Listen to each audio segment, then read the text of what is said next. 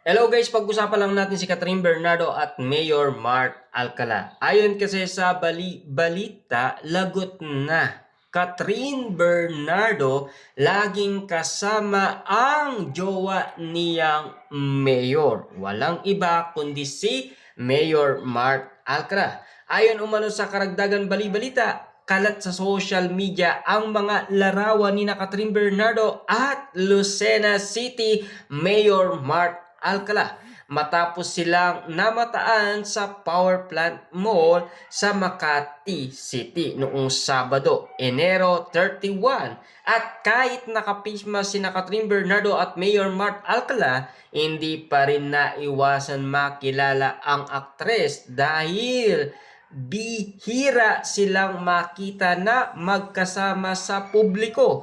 Mukhang lantaran na ngayon ang dalawa tungkol sa estado ng kanilang relasyon. Matatandaan noong Unyo 2024, unang naiulat na nanliligaw si Mayor Mark Alcala kay Catherine Bernardo. Pero mas pinag-uusapan umano ang pag-post ni Catherine Bernardo dahil sa kanyang ibinida ang pag-park ng kanyang sasakyan. Matatandaan ninyo si Alden Richard ang nagturong magmaneho kay Catherine Bernardo ayon noon sa bali-balita ni Ogie Diaz sa atin. Kaya nga naman kasi pinagkaguluhan ng mga followers ni Catherine Bernardo. At sinasabi nga naman kasing deadma daw si Catherine Bernardo kay Mayor Mark Alcala. Hanggang ngayon kasi ay hindi niya pa rin piniplex si Mayor Mark Alcala kahit na sila ay spotted umano sa nasabing power plant mall sa Makati City noong Sabado, Enero 31.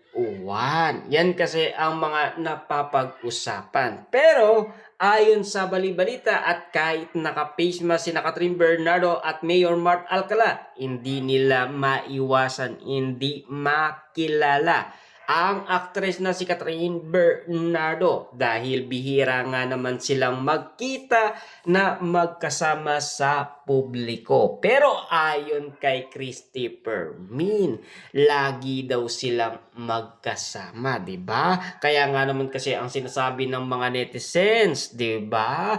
Full time sa kanyang jowa, part-time naman ang pagiging mayor ni Mayor Mark Alcala sa Lucena. Ayon kasi sa mga atribidang mga netizens na gumagawa ng usapin patungkol umano sa kanilang nakikita dahil spotted umano si Catherine at Mayor Mark Alcala.